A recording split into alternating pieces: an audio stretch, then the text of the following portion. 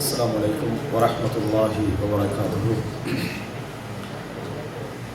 إن الحمد لله نحمده ونستعينه ونستغفره ونعوذ بالله من شرور أنفسنا ومن سيئات أعمالنا. من يهده الله فلا مضل له ومن يضلل فلا هادي له. وأشهد أن لا إله إلا الله وحده لا شريك له وأشهد أن محمدا عبده ورسوله. أما بعد. அன்புள்ள சகோதரர்களே, இது ஒரு பயான் நிகழ்ச்சி அல்ல, மார்க்க வகுப்பு கிளாஸாக தனிதனி செய்யும் தொடராக நடைபெறும். அகீதா தஹாவியா என்கின்ற ஒரு நூலை மையமாக வைத்து இந்த அகீதா வகுப்பு இன்ஷா அல்லாஹ் தொடர்ந்து நடைபெறும். இமாம் அபு ஜாஃபர் அத்தஹாவி அல் மிஸ்ரி, எகிப்தை சேர்ந்த ஒரு மார்க்க அறிஞர் அபு ஜாஃபர் அத்தஹாவி, அவர் எழுதிய நூல் தான் இந்த அகீதத்து தஹாவியா என்கின்ற நூல். இந்த அகீதத்து தஹாவியா என்கின்ற நூலை மையமாக வைத்து அகீதாவுடைய அதில் சொல்லப்பட்ட அதோடு சம்பந்தப்பட்ட அதனுடைய கிளையான அம்சங்களை எல்லாம் வைத்து இன்ஷா அல்லாஹ் தொடராக இந்த வகுப்பை நடத்தலாம் என உத்தேசித்துள்ளேன். இதில் ஆரம்பமாக நாங்கள் இந்த வகுப்பை ஆரம்பிப்பதற்கு முன்னால் வழமையாக வரக்கூடிய சகோதரர்கள் போன இந்த ஹஜ்ஜு பெருநாளுக்கு முன்னால் நாங்கள் இந்த வகுப்பு அகீதா சம்பந்தமான ஒரு அறிமுகம் என்ன செய்தோம். அது இங்கே புதிய சகோதரர்கள் இருப்பதனால அந்த அகீதாவுடைய அறிமுகத்தையும் செய்து அந்த அகீதா தஹாவியாவுடைய பாடத்திற்குள் நான் நுழையலாம் என்று நினைக்கிறேன். அது என்ன ஆரம்பமான அறிமுகம் என்று சொன்னால், அகீதா தஹாவியா என்கின்ற நூலை நாங்கள் படிக்கப் போகிறோம் என்று நம்ம ஆரம்பித்த உடனேயே இப்போதான் நம்மெல்லாம் அகீதா படிக்க போகிறோம்னு அர்த்தம் அல்ல. மாஷா அல்லாஹ், இங்கே உள்ள சகோதரர்கள் எல்லோரும் அகீதாவை நிறையவே படித்து நிறையவே விளங்கி நிறையவே வாசித்த சகோதரர்கள் தான். குறிப்பாக சொல்ல போனால் தௌஹீத் சகோதரர்களில் அதிகமானவர்கள் தௌஹீத் என்ற பகுதி என்ன செய்திருப்பார்கள், பெருவாரியாக சிறந்த முறையில் படித்திருப்பார்கள். தௌஹீதுல் ருபூபியா, தௌஹீதுல் உலூஹியா, தௌஹீதுல் அஸ்மா வ சிஃபாத் என்ற இந்த பகுதிகள் எல்லாம் நிறையவே வாசித்திருப்பார்கள், நிறையவே படித்திருப்பார்கள். அது மாத்திரமல்லாமல் அகீதாவுடைய நிறைய அம்சங்கள் இப்போ ஞாபகத்துக்கு உங்கள்கிட்ட கேட்டு வராது விட்டாலும் கூட அகீதாவுடைய நிறைய அம்சங்கள் ஓடராகவே என்ன செய்திருக்கும், அவங்களுடைய மனதுகளில் பதிந்து தான் இருக்கும்.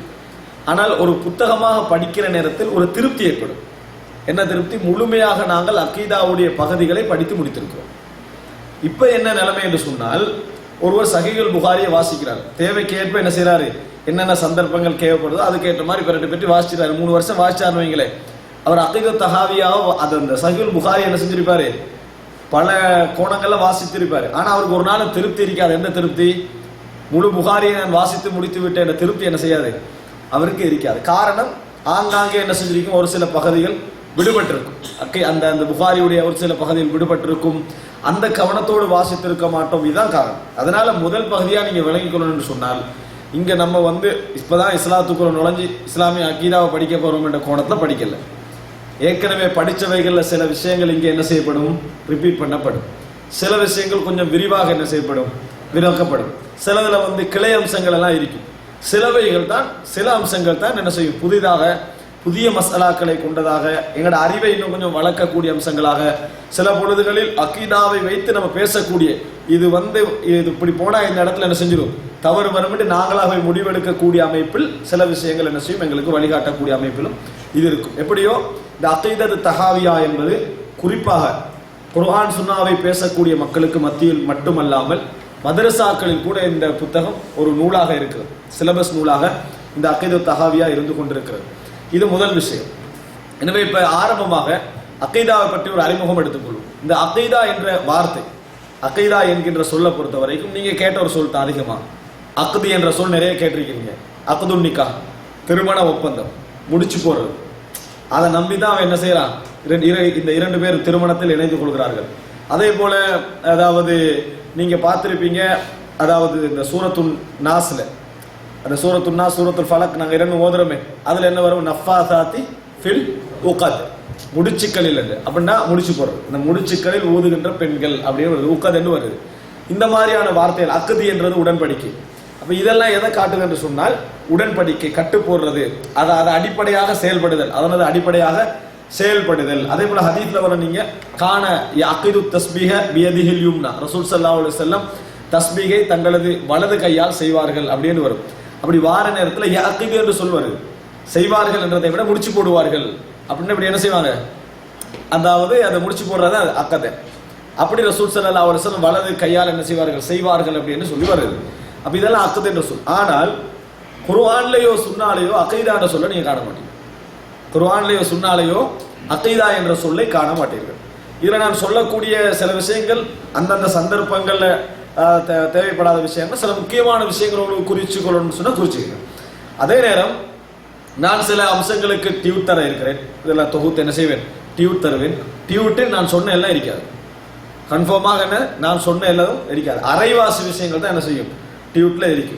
ஏன்னா நிறைய பேர் என்ன செஞ்சிருவாங்கன்னு சொன்னால், டியூட் கிடைக்குதானே அதனால பேசாம இருந்துருவோம்னு சொல்லி அமைதியா என்ன செஞ்சிருவாங்க, இருந்துருவாங்க. டியூட்டை பொறுத்த வரைக்கும் நான் அதுல அரைவாசி அம்சம் தான் என்ன செய்வது, எது மிக முக்கியமோ அதை மட்டும் நோட் பண்ணி அந்த டியூட்ல தரும். மற்ற அதை பார்த்த உடனே உங்களுக்கு என்ன செய்யணும், மற்ற உபரியான அம்சங்கள் ஞாபகம் வரணும்.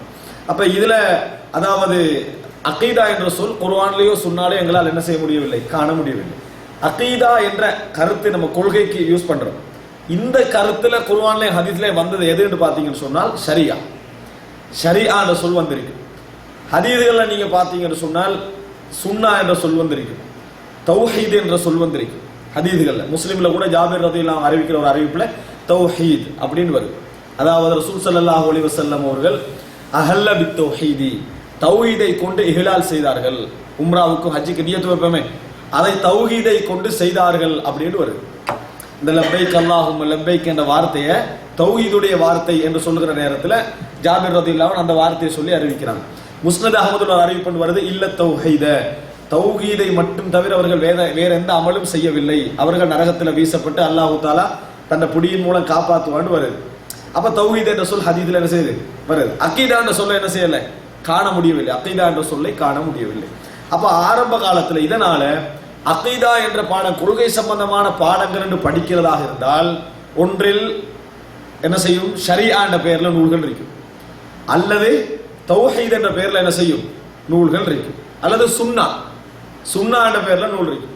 இன்றைக்கு சுன்னத் என்று சொன்னா என்ன, இன்னும் கொஞ்சம் மசாயில் வச்சுக்கிறோம், இதுதான் சுன்னத்.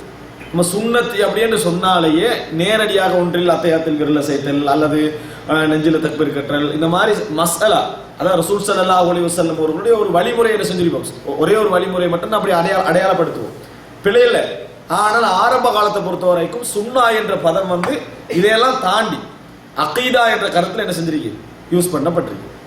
அப்ப சுன்னா இமாம் அஹ்மது பின் ஹம்பலுடைய மகனுடைய பேர் அப்துல்லா, அவருக்கு ஒரு நூல் இருந்திருக்கு. இமாம் அஹ்மது பின் ஹம்பலுடைய மகன் அப்துல்லாவுக்கு ஒரு நூல் சுன்னா, பிரபல்யமான நூல். அந்த சுன்னா பிரட்டி பார்த்தீங்கன்னா என்ன செஞ்சிருக்கும், ஃபர்ஸ்ட் கிளாஸ் அகீதா தான் இருக்கும். எந்த ஒரு ஃபிக்ஹ் ரீதியான தொழுகை, நோன்பு, ஜக்காத், ஹஜ் சம்பந்தமான தகவலும் அதுல இருக்கு. ஆனா நூலோட பேர் என்ன, சுன்னா. அதே போல இமாம் இப்னு அபி ஆசிம் அஷ்-ஷைபானி, இதெல்லாம் ஒரு எக்ஸ்ட்ரா தகவலுக்காக சொல்றேன். இமாம் இப்னு அபி ஆசிம் அஷ்-ஷைபானி அவரோட நூல், அவர் நூலுடைய பேர் சுன்னா, நூலுடைய பேர் சுன்னா. ஆனா அதுல என்ன இருக்கும், தனியா அகீதா சம்பந்தமான தகவல் தான் இருக்கும். அதே போல இமாம் அபூ தாவூதுடைய மாணவர் ஆஜூரி என்ற அவருக்கு ஒரு நூல் இருக்கு, ஷரிஆண்டு.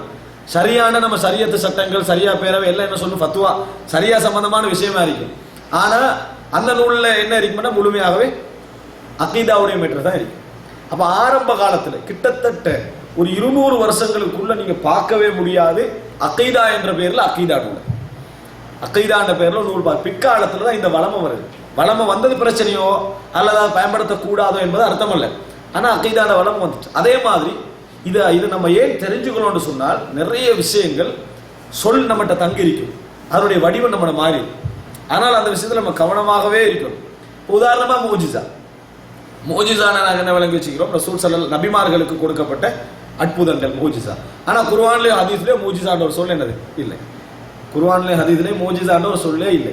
குர்ஆன் ஹதீஸ் யூஸ் பண்ற சொல் என்ன, புர்ஹான், ஆயத், இந்த ரெண்டு தான் யூஸ் பண்ணும். அத்தாட்சி, ஆயத், இதுதான் குர்ஆன் ஹதீஸ் யூஸ் பண்ணக்கூடிய சொற்கள். ஆனால் பிற்காலத்துல எப்படி பயன்பாட்டுக்கு வந்துட்டு மோஜிசா என்ற சொல் பயன்பாட்டுக்கு வந்தது. இதுல குறிப்பாக சொல்வதாக இருந்தால், இதை வரலாற்றில் முதலா யார் யூஸ் பண்ணாங்கன்னு தேடி பார்த்தோம்னு சொன்னா முத்தசிலாக்கள் தான். அவங்க பயன்படுத்தினதெல்லாம் நம்ம பயன்படுத்தக்கூடாதுன்றதல்ல, ஆனா குர்ஆன்ல சொன்னாலே என்ன செய்ய முடியவில்லை, அப்படி காண முடியவில்லை. இப்ப நம்ம அதாவது நல்ல மக்களுக்கு கராமத் என்ற சொல்லையும் நபிமார்களுக்கு மூஜிசா என்ற சொல்லையும் யூஸ் பண்றோம். நபிமார்கள் விஷயத்துல மூஜிசா, நல்ல மக்களுக்கு ஏதாவது அற்புதம் நடந்தா கராமத். கராமத் என்ன, சங்கு, இக்ராம் பண்றது. கராமத்னா அவர் அல்லாஹ் தஆலா அவரை சங்கப்படுத்திட்டான், மூஜிசாண்டா ஏழாமல் ஆக்கிட்டான், வேற யாருக்கு என்ன செய்யலாது, அப்படி கொண்டு வர இயலாது, இறைவனால மட்டும்தான் கொண்டு வரலாம், எனவே அவர் நபிதான் அந்த கருத்தில். அதாவது ஒரு பகுத்தறிவு ரீதியான ஒரு வாதம் என்ற அடிப்படையில் அந்த சொல்லி யூஸ் பண்ணப்பட்டிருக்கு. இதை நீங்க அறிமுகத்துக்கு வச்சுக்கணும். என்னன்னு சொன்னால் இந்த மாதிரியான பதப்பிரயோகங்கள் வார்த்தை பிரயோகங்கள் எல்லாம் நாங்க வந்து ஆரம்ப கால அறிஞர்கள் எப்படி யூஸ் பண்ணாங்க, குர்ஆன் சுன்னாவை சார்ந்து வாழ்ந்த சஹாபாக்கள் எப்படி யூஸ் பண்ணாங்க, பிற்காலத்தில் இவைகள்லாம் எப்படி மாறிச்சு என்று தெரிஞ்சு கொள்றதுல நிறைய விஷயங்களுடைய தூய்மையான தன்மை நம்ம கண்டுகொள்ளலாம். இப்போ நான் உங்களுக்கு பிற்காலத்தில் நிறைய விஷயங்கள் பின்னுக்கு போக சொல்லுவேன். இது ஆரம்பமான விஷயம். அப்ப அகீதா என்ற சொல்ல விளங்கி வச்சிடக்கூடாது. நம்ம இது குர்ஆன் சுன்னால வந்து சொல் மாதிரி நினைக்கக்கூடாது. கொள்கை சம்பந்தமாக நம்ம விளங்குற விஷயத்துக்காக வந்த விஷயம், இதுதான் அம்சம். இன்னும் சொல்ல போனா ஆரம்ப கால அதாவது அந்த நபித்தோழர்களை யாரோ என்ன செய்யல, அவங்க பிரிச்சே இருக்கல, அகீதா வேற சுன்னா வேற அப்படியெல்லாம் பிரிச்சே இருக்கல, உண்டாதான் என்ன செஞ்சாங்க, எல்லா விஷயங்களையும் பார்த்தாங்க. நம்ம லேசுக்காக சில சட்ட விஷயங்களுக்காக என்ன செஞ்சுக்கிறோம், அதை பிரித்து வைத்திருக்கிறோம். இது ஒரு அம்சம்.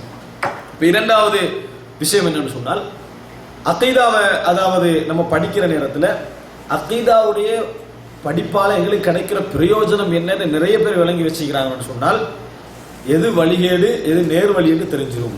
அதனால தான் நம்ம அகீதா படிக்கிறோம். எது வழிகேடு எது நேர் வழி என்று தெரிஞ்சிடும். இது மட்டும்தான் அதோட பிரயோஜனம் என்று நம்ம விளங்கி வச்சுக்கிறதுனால என்ன நடக்குதுன்னா அகீதாவை படிச்சுட்டு இது எங்க அப்ளை பண்றதுன்னு யோசிக்கிறாங்க. இது எங்க அப்ளை பண்றதுன்னு யோசிச்சு ஏதாவது ஒரு சின்ன விஷயத்தை பிள்ளை விட்டா சரி, நம்ம படிச்ச அகீதா அடிப்படையில் வழிகேடு, நம்ம படிச்ச அகீதா அடிப்படையில வழி, இந்த ஒன்றுக்கு தான் நிறைய பேர் என்ன செய்யறாங்க, இந்த அகீதாவை யூஸ் பண்றாங்க. ஆனா உண்மையிலேயே அகீதான்றது அதல்ல. அகீதாவை ஒரு மனிதன் படிக்க படிக்க என்ன செய்யும்னா அவன் உள்ளத்துல சரியான நம்பிக்கைகள் வேறு உண்டு, ஆள் மனதில் என்ன செஞ்சிடும், அவைகள்லாம் பதிஞ்சிடும். இதனால அவனுக்கு வந்து உலகத்திலேயே நிறைய மாற்றங்கள் ஏற்படும். அவன் அன்றாட வாழ்க்கையில், அவன் வியாபாரத்தில், அவன் குடும்பத்தில், அவன் செயல்பாடுகள், அவன் இழப்புகள், அவன் நஷ்டங்கள் எல்லாம் அவன் நம்பிக்கை அங்கே என்ன செய்யும், செல்வாக்கு செலுத்தும். அவனோட டோட்டல் நம்பிக்கை, அவன் படிச்ச அகீதா வந்து செல்வாக்கு செலுத்தும். நம்ம அல்லாஹ் பத்தி படிக்கிற சந்தர்ப்பத்தில் ஒரு கிளாஸ்ல இறைவனை பத்திய செய்தி முடியாது. ஒரு மாதம் படிச்சோம்னு வைங்களேன், இறைவனை பத்தி முழுமையான தகவல் பதிஞ்ச பின்னால அவன் தான் இந்த உலகத்தை படைச்சான், அவனுடைய முழு ஆற்றலை நம்ம விளங்கிட்டோம்னு சொன்னால் வாழ்க்கையில எத்தனையோ இடங்கள் அந்த அகீதா செல்வாக்கு செலுத்துங்க. இப்போ உதாரணமாக இஸ்லாமிய சமுதாயத்தில் தற்கொலை குறைவு, எதனால்? அகீதாவுடைய செல்வாக்கு தான். அகீதாவுடைய செல்வாக்கு தான் இஸ்லாமிய சமுதாயத்தில் தற்கொலை என்னது குறைவுக்கு காரணமே. மறுமை ஒன்று இருக்கிறது, இறைவன்ட்ட விசாரணை இருக்குது, நம்ம இப்படி மரணிச்சோம்னா நிரந்தர நரகமாயிரும், இது போன்ற சிந்தனைகள் தான் என்ன செய்யுது, இதுக்கு காரணமா அமையுது. அந்த நம்பிக்கை இல்லாத மக்கள்கிட்ட வாழ்க்கை ரிசல்ட் வேற மாதிரி இருக்குது. இது போல அல்லாஹ் தஆலா நம்முடைய ரிஸ்க்ல கொஞ்சமா இருந்தாலும் பரக்கத்தை செய்வான் என்பது அகீதாவோட சம்பந்தப்பட்ட விஷயம். அந்த நம்பிக்கை தான் கொஞ்சம் உழைப்புல கூட திருப்தியா வாழ்வதற்குரிய மனப்பான்மை கொடுப்பதை நம்ம பார்க்கிறோம். அதுபோல பல இடங்கள்ல நஷ்டங்கள் இழப்புகள் வர டைம்ல அல்லாஹ் தஆலா ஒரு விதியில எழுதிட்டாண்டா அது மாற்ற முடியாது என்பது அகீதா நம்பிக்கை. அந்த பதிவால நிறைய நஷ்டங்களை முஸ்லிம்கள் என்ன செய்யறாங்க, பொறுத்துக்கிறாங்க, அலட்சியம் செய்யறாங்க, அந்த நஷ்டங்களை பத்தி சிந்திக்கிறாங்க இல்ல, இது காரணம். அப்ப அகீதா வந்து வெறுமனே நம்ம சட்ட ரீதியா மனசுல பதிஞ்சிட்டோம், இது விளங்கி வச்சுக்கிறோம், முத்தசிலா யார், முர்ஜியா யார், அஷ்அரியா யார்னு பட்டியல் போட்டு பாடமாக்குறது அகீதான்றது. அகீதா என்றது எங்களோட லைஃப்ல அது நம்பிக்கையில உள்ளத்துல ஏற்பட்டு லைஃப்ல பெரிய ஒரு சேஞ்ச் என்ன செய்யும், அது கொண்டு வரும். எங்க நம்ம உண்மையிலே சரியான அகீதா உள்ளவனுடைய லைஃப் வந்து டோட்டலியா மாற்ற மாதிரி. மற்றவர்களுக்கு அவர்கள் தவறுகிற நேரத்தில் சொல்லி கொடுத்து திருத்தி வழிகேடா நேர்வழியான்றது அது ஒரு விஷயம், கடைசியில் உள்ள ஒரு விஷயம். ஆரம்பமாக எங்கட வாழ்க்கையில் அது என்ன செய்யும், பெரிய ஒரு மாற்றத்தை ஏற்படுத்தும் என்றதை புரிஞ்சு கொள்ளணும். அதுக்கு ஒரு உதாரணம் நான் சொல்றேன். நீங்க பார்க்கலாம் வந்து அதாவது நமது நாடுகள்ல பிரச்சனை அடிக்கடி வரும்னா முஸ்லிம்கள்ல பாத்தீங்களா எல்லாரும் பொருளாதாரத்துல பின்தங்கிக்கிறாங்க. முதல் பணக்காரன் எடுத்தா யார் வாரா, தமிழன் தான் வாரா, அவன் தான் வாரானா, முஸ்லிம்கள் யாரும் என்ன செய்யறாங்க இல்ல, வாராங்க இல்ல. இப்படி நம்ம நாட்டில் ஒரு பட்டியல் போட்டாங்க, முதலாவதுல இருந்து ஒரு 30-35 வரைக்கும் யார் பணக்காரன், அதுல ஒரு 35 பேர்ல யார் ஒரு முஸ்லீம் வரவே இல்லை. பார்த்தீர்களா? இப்படித்தான் நம்ம நாட்டுடைய நிலைமை இருக்கிறது. அப்ப முஸ்லிம்கள் குர்ஆன் எப்படி செய்ய சொல்லுது, அப்படி செய்ய சொல்லணும், ஹதீஸ் எல்லாம் சொல்லி விளங்கப்படுத்தி, எனவே முஸ்லிம்கள் முதல் பணக்காரனா என்ன செய்யணும், வரணும், அதை ஒரு லட்சியமா என்ன செஞ்சுக்கிறாங்க, மாத்தி பேசுறாங்க. ஆனா உண்டு விளங்கிக்கங்க, நீங்க வந்து எவ்வளவுதான் முஸ்லிம்களை ஆர்வம் ஊட்டி உலகத்துல முதல் பணக்காரனா வர வைக்கணும் என்றாலும் இந்த அகீதாவை கொடுத்திருக்கிற காலம் வரும் வரைக்கும் அவன் முதல் பணக்காரனா வர மாட்டான். இந்த அகீதா கொடுத்தீங்கன்னா, சரியான அகீதா கொடுத்தீங்கன்னா அவனால முதல் பணக்காரனா வர இயலாது. முதல் பணக்காரனா வர்றதுக்கு முதல் கஞ்சனா இருக்கணும். ஃபர்ஸ்ட் முதல் நிபந்தனை அது. ஏன்னா உங்கள்கிட்ட உள்ள வருமானத்தை மட்டும் காட்டுறதில்லை, இருப்பையும் நீங்க காட்ட வேண்டியிருக்கு. விளங்கிட்டா? அப்ப அதனால ஒரு முஸ்லிமை பொறுத்த வரைக்கும் அவன் அடிக்கடி ஒன்றை யோசிச்சுக்கிட்டே இருப்பான். அதைத்தான் அக்கீதா. என்ன அக்கீதா? நீ மௌத்தாகி என்று சொன்னால் உனது தர்மம் நாளை மறுமையில் உனக்கு என்ன செய்யும்? நிறைய வந்து சேரும். அதுதான் உனக்கு நரகத்தை விட்டு காப்பாற்றும், அதான் உனக்கு சொர்க்கத்துல சேர்க்கும். அனாதைகளை வந்து நீ உன்னோட பொருளாதாரத்தை என்ன செய்யணும்? செலவழிக்கணும். விதவைகளுக்கு நீ வாழ்வழிக்கணும். அல்லாஹ்வுடைய பாதையில் நீ செலவழிக்கணும். மதரசாக்களுக்கு நீ கொடுக்கணும். பள்ளி வாயில்களை கட்ட வேண்டும். ஜிஹாதுடைய பாதையில் நீ செலவழிக்க வேண்டும். தர்ம உணர்வு எல்லாம் ஊட்டணும்னு சொன்னால் அவன் நிச்சயம் முதல் பணக்காரனா இருக்க மாட்டான், இருக்கவும் இயலாது. இந்த அக்கீதாவை கலட்டுங்க, அதுக்கு பிறகு முதல் பணக்காரன் சிந்தனை விட்டு முதல் பணக்காரனா இருக்கும். அப்ப இது விளங்குறாங்க இல்ல, நம்ம எந்த அக்கீதால இருந்து கொண்டு அதை யோசிக்கிறோம் என்பதை யோசிக்கிறாங்க இல்ல. ஆனா அவன் லட்சியம் என்ன? அப்படி இல்ல, நீ நல்லா படிச்சீன்னா உலகத்துல நல்ல செல்வாக்குள்ள மனுஷனா என்ன செய்வாய், அதுதான் அங்க உள்ள அம்சம். அப்ப எனவே பேசிக்க நம்ம என்ன அக்கீதாவை ஊட்டி இந்த மக்களை வளர்த்திக்கிறோம். சிறிய வயசுல இருந்தே பிள்ளைகளுக்கு வந்து அல்லாஹ் பார்த்து கண்டிக்கிறான், நம்ம இந்த உலகத்துல நிரந்தரம் இல்லை, நம்ம சம்பாத்தியம் ஏழை, இப்படி எல்லாம் வளர்த்துட்டு எதிர்காலத்துல நீ முதல் பணக்காரனா வரணும் என்ற ஒரு சிந்தனை அவனுக்கு வளர்த்தோம்னா சாத்தியமே விட ஒன்றில் அங்கல மாறணும் அல்லது இங்கெல்லாம் மாறணும். இதை அவன் புரிஞ்சுக்கலாம் இல்லை. அப்ப இது நம்ம அடிப்படையாக விளங்கிக் கொள்ள வேண்டிய சில விஷயங்கள். அக்கீதா என்பது வாழ்க்கையில் நிறைய மாற்றங்களை ஏற்படுத்தும். எமக்கே தெரியாம நம்ம இஸ்லாமிய சமுதாயத்தில் இருக்கிறதுனால எமக்கே தெரியாம சில பதிவுகள் ஏற்படுத்தப்பட்டாச்சு. எமக்கே தெரியாம அதனால நம்ம நல்ல சந்தோஷமா வாழ்ந்து கொண்டிருக்கிறோம். அது எமக்கே தெரியாது. இஸ்லாமிய அக்கீதா எங்களில் ஏற்படுத்தி இருக்கக்கூடிய அற்புதமான மாற்றங்கள், நம்மளே உணராத மாற்றங்கள் ஒரு பட்டியல் போட்டோம்னு வைங்களேன், அதான் அந்நிய சமுதாயம் முஸ்லிம் சமுதாயத்தை பார்த்து இவ்வளவு ஆச்சரியப்படுறா நம்ம புரிஞ்சுக்கொள்வோம். அக்கீதா ஏற்படுத்திய மாற்றம் நீங்க நினைச்சு பாருங்க. இவ்வளவு பெரிய ஒரு படிச்சு கலாநிதி என்ற லெவலுக்கு வந்தவன் கூட தனது குருக்கு சிலை வைத்து கண்ணாடி புட்டியில அடைச்சி அதை வந்து ஒரு நாய் வந்து அந்த இடத்துல சிறுநீர் கழிச்சிட்டு போனா அந்த நாயை அடிச்சு விரட்டி விளங்கிட்டா அதை மறுபடி கழுவி வச்சிடறான். அந்த நாய் என்ன செய்யுது? அந்த சிலையை பார்த்து சிறுநீர் கழிக்குது. இவனை கண்ணன ஓடிது. ஏன்? இவன் உயிருள்ள அடிப்பான்னு தெரியும். இது வந்து சிலை, இது ஒன்றும் நம்மளை செய்யாதுன்னு அதுக்கு தெரியும். யாருக்கு தெரியவில்லை? இந்த கலாநிதிக்கு என்ன செய்யல, தெரியல. ஆனால் சாதாரண நிலையில் உள்ள ஒரு முஸ்லிம் கூட தவறான நம்பிக்கையில கபர் வணக்கங்கள் அதெல்லாம் அவனுக்கு நடந்து கொண்டிருந்தாலும் கூட இந்த சிலை என்ற விஷயத்துல என்ன பதிவு ஏற்படுத்தி முஸ்லிம்களுக்கு நினைச்சு பார்க்கவே மாட்டான். அந்த இடத்துல அவன் கலாநிதியை விட்டு ஏபிசிடி கூட என்னது தெரியாம இருக்கு, ஆனா அவனா தெரியாம இருக்கு. ஆனா அக்கீதா என்ன செஞ்சிருக்குது? அவனோட உள்ளத்துல போய் பதிவு அப்படி ஏற்படுத்தி இருப்பதை நம்ம பார்க்கிறோம். ஒழுக்கம் இந்த இஸ்லாமிய சமுதாயத்தில் வாழ்க்கையில ஆகவே இஸ்லாமிய ஆடைகளை கடைபிடிக்காத ஒரு முஸ்லீமாக இருந்தாலும் சரி, ஒழுக்கம் என்ற பகுதியில் என்ன செய்வான்? அதுல ஒரு கவனமா இருக்கும். மனைவி விஷயத்துல அவனிடத்துல வந்து ஒரு உச்சகட்ட ஒழுக்கம் இருக்கு. அந்நிய மக்கள்கிட்ட பாத்தீங்கன்னு சொன்னா அது உச்சகட்ட ஒழுக்கமா இருக்கு. எங்கள்கிட்ட என்னடா இந்த லெவல்ல இருக்கிறான் நான் கேட்போம். ஆனா அந்நியர்களோடு ஒப்பிடுகிற நேரத்தில் உச்சகட்ட ஒழுக்கங்கள்லாம் குடும்பங்கள்ல பேணப்படுறத பார்க்கிறோம். எல்லாம் அக்கீதாவுடைய விளைவுகள் இஸ்லாமிய. அதனால அக்கீதா என்பது அடிப்படையில பதிஞ்சுகிறது. நம்ம வந்து அக்கீதாவை படிக்க இந்த கொள்கை விஷயங்களை உரிய முறையில படிக்க நமது உள்ளத்தில் நமக்கே தெரியாத பல விஷயங்கள் அதில் செல்வாக்கு செலுத்தும். வாழ்க்கையில நிறைய மாற்றங்கள் ஏற்படும். அதற்கு பின்னர் தான் நம்ம வந்து வழி தவறாம நாளை மறுமையில இறைவன் விஷயத்துல இறைவன் எப்படி நம்ம சொன்னானோ அந்த முறையான நம்பிக்கையோடு இறைவனை சந்திச்சா நம்ம சொர்க்கவாதிகளாக மாறுகின்ற இந்த அத்தனை பிரயோஜனங்களும் அந்த தொடர்ச்சியில இருக்கிறது. முதல் அம்சம் நம்ம இதை என்ன செய்யணும்? புரிந்து கொள்ள வேண்டும். அதனால அக்கீதா படிக்கிறதுடைய நோக்கம் எது வழிகேடு எது வழி நேர்வழி என்பதை தெரிந்து கொள்வது மட்டுமல்ல, எங்களோட வாழ்க்கையில் ஏற்படுத்த வேண்டிய மாற்றம். அல்லாஹ் தஆலா கூட மக்கா காபிர்களுக்கு ஆரம்பமாக அந்த வசனங்களை இறக்கிற நேரத்துல எல்லாம் என்ன சொல்றான்?